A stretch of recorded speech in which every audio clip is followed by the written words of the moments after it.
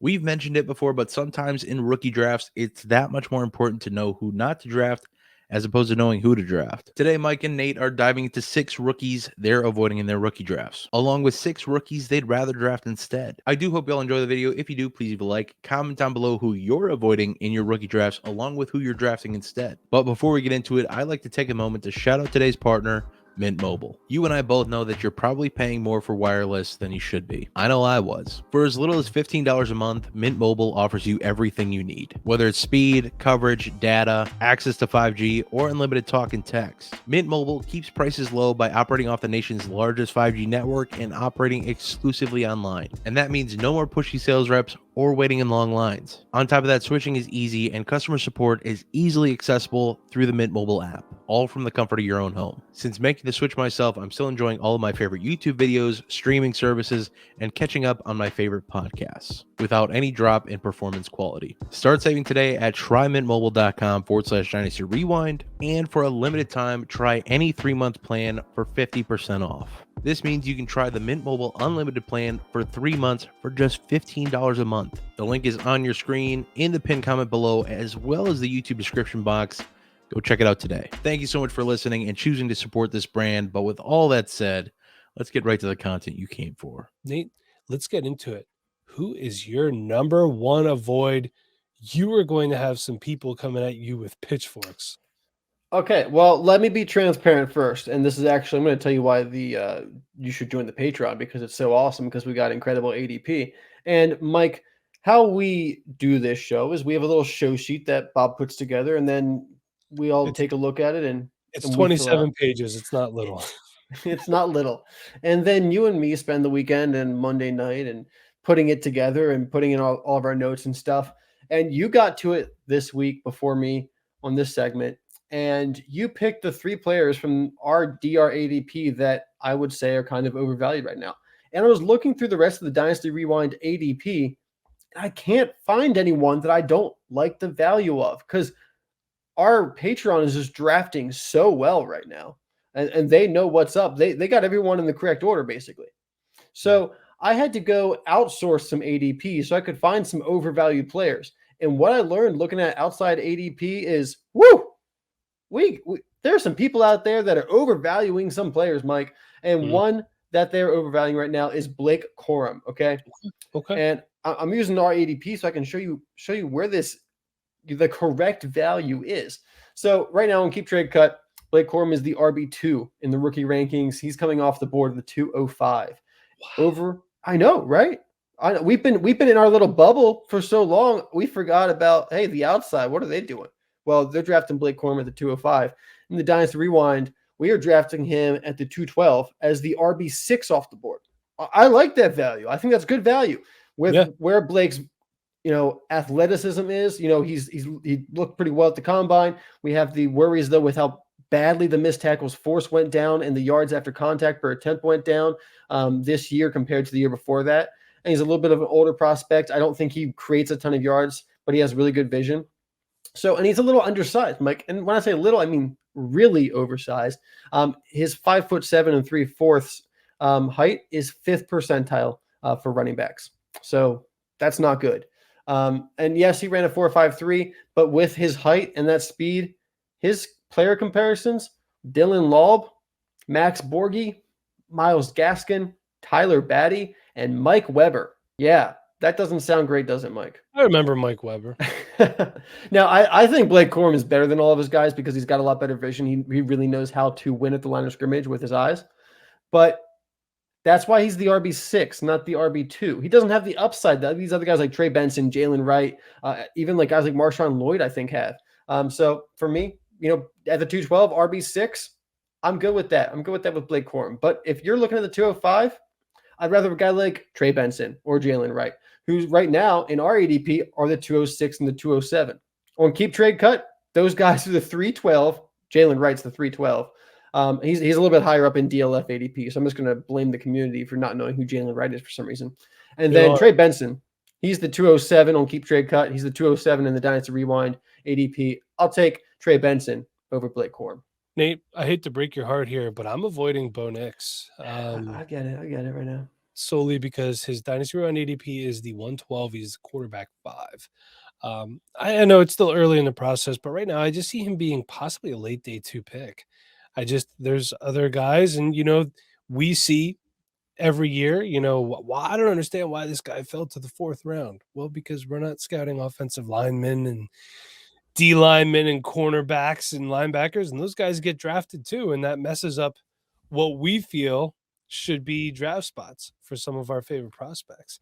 And if his landing spot is not desirable, I don't know. It could get from not good to even more not good for Bo Nix. I'd rather have JJ McCarthy at the 110, to be honest with you. And the more this process goes on, the more I am liking JJ McCarthy. He did everything that was asked of him. He's got a good arm, doesn't hesitate, or he doesn't shrink in the pocket. I love that. And I think you can move up those 2 spots from the 112 to the 110 pretty easily. I would start by saying, hey, I want to get up here. Can I do it? We'll swap picks. I'll throw a 3rd on top of it. Yeah, it might be enough to get it done. If it's not the 312, you might need a little more on top of it. Then if I could move the 112 and the 212 for the 110 and get a 4th back on top of it, I would do it. 310. Get the 310 back. Yeah, if they would do it. Then again, no one ever has that draft board straight up and down. Good. Yeah. I always love, like, every year you see leagues where everybody's draft picks are all over the place, and then there's 2 teams where they have 5 picks and it's just straight in a row. Like the only team, like everyone else is all over the board, but like it's just the one guy that didn't trade any of his picks. And it's just Yep. And he's like, nope, not trading anything. That's not how we build around here. It's like, all right, buddy, you do you. Nate, Yep. who is your next avoid? All right, my next avoid, Roman Wilson, wide receiver out of Michigan. I know he was a big Senior Bowl winner, but Mike, after I dug into the tape, just doesn't really do it for me at the level that some people are taking him. I agree 100%, Nate. And I think, once again, our community is kind of on the right page. So right now on Keep Trade Cut, Roman Wilson is the wide receiver 11 for rookies, and he's coming off the board of the 210. So he's a late second. Over the Dynasty Rewind, Mike, he's the 305. He's a mid-third. Coming off the board is the wide receiver 14. So we're just a little bit lower in Roman Wilson. It's not like a huge amount. Once again, it's not that these players are bad. It's just I think their values are a little inflated, and that's why you got to let your league mates draft these guys late second, because you can pick up other players in the late second, and then it'll be good. Don't worry about it. So Roman Wilson, he's fast. He's definitely fast. He's got the 4.39 speed. We know that, but he doesn't really do much after the catch, Mike. His career yards after the catch per reception, or yak rec, as you like to call it, yak rec, 4.6. All right. And I don't know if you remember, but when I was talking to you about thresholds the other day, you got to at least have a 5 minimum. Gotta have a 5 minimum. So Roman Wilson came and hit that 5 threshold. I think that means I think Roman Wilson's going to be put into a role where he's a downfield threat and not someone who's going to get peppered with targets and given opportunities to make something happen. I think he's a field stretcher, and I think he's going to be pretty decent at that, but I think that's kind of what he's going to be at the next level. I don't think he offers him much more than that. I think he's got safe hands, but if he can't do a lot after the catch, then is the NFL going to pick him over other players that have similar draft capital, similar investment, and can do more? I don't think there's a lot there for Roman Wilson. So I like him better in the mid-third. At the late second, give me Jalen Polk, Mike. We just talked about him. Give me Malachi Corley. We just talked about both these guys versus each other, how we like both of them. We both prefer one or the other. But over at the Dynasty Rewind, we got Jalen Polk at the 211. We got Malachi Corley at the 301. Jalen Polk's the wide receiver 10. Malachi Corley is the wide receiver 11. Look, I'll take those guys over Roman Wilson all day. All right, so let's get to the next one. And Nate, I'm doing it to you again. But Ladd McConkey is going off to 204. He's the wide receiver 8. And look, I like him. I'm worried about this rapid ascension after the season without having the stats to really back it up. Production does matter. If I'm paying this price, I would prefer to have somebody with a better track record of production, like Adonai Mitchell.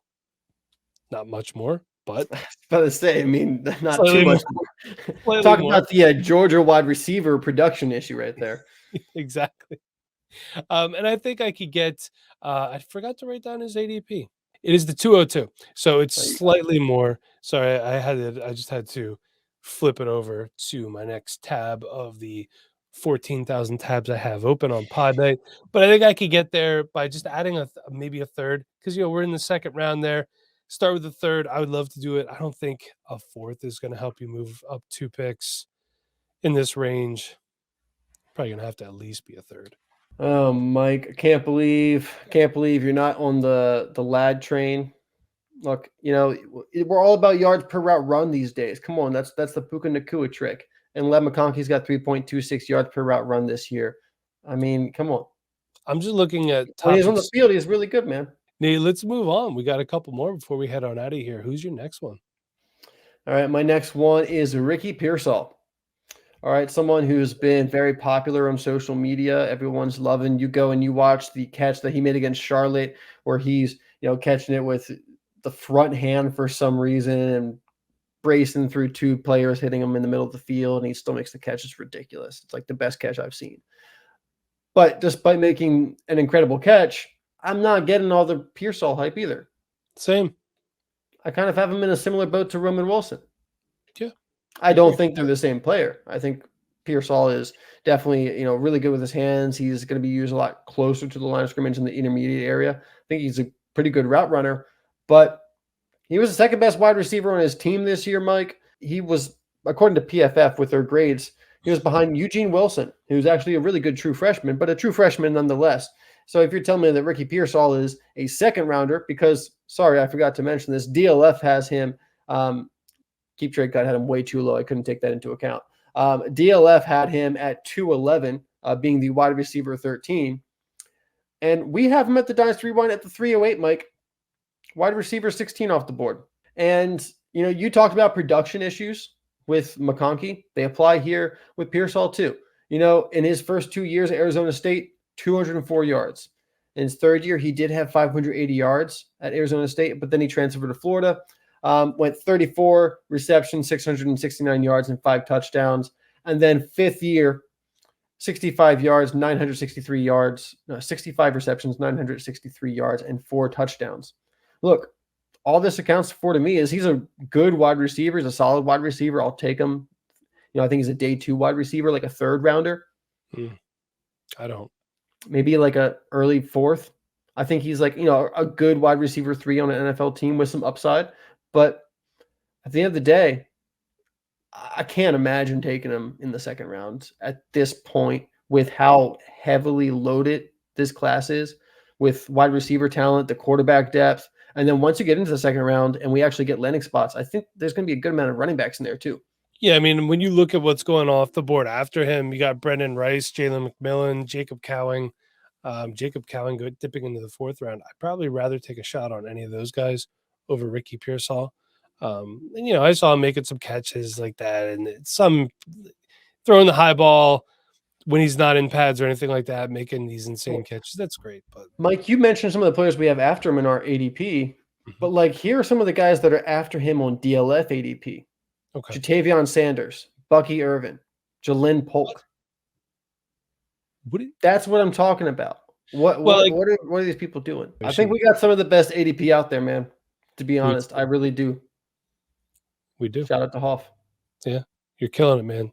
Thank you. All right, it's time for me to crap on another Twitter darling, and I'm avoiding Keon Coleman. Wish I could curse on this podcast. He's going off to 205. He's wide receiver 9. You know what the best part about him is? The contested catch wide receiver that isn't good at contested catches. I think Keon Coleman has some talent, but again, he's raw. And I think he might be a one-trick pony. He might be the next Tamarion Terry. Run fast in a straight line. Scary Terry. Hopefully not that bad. And in this range, I would rather draft Jalen Wright at the 206. I mean, you're moving one spot. It's not going to take much.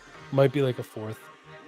Maybe a bench guy that you have. Like, hey, would you like this share of Kenneth Gainwell I have. So I There you can go. please. I was like, who's he gonna go with? This is always a tough one.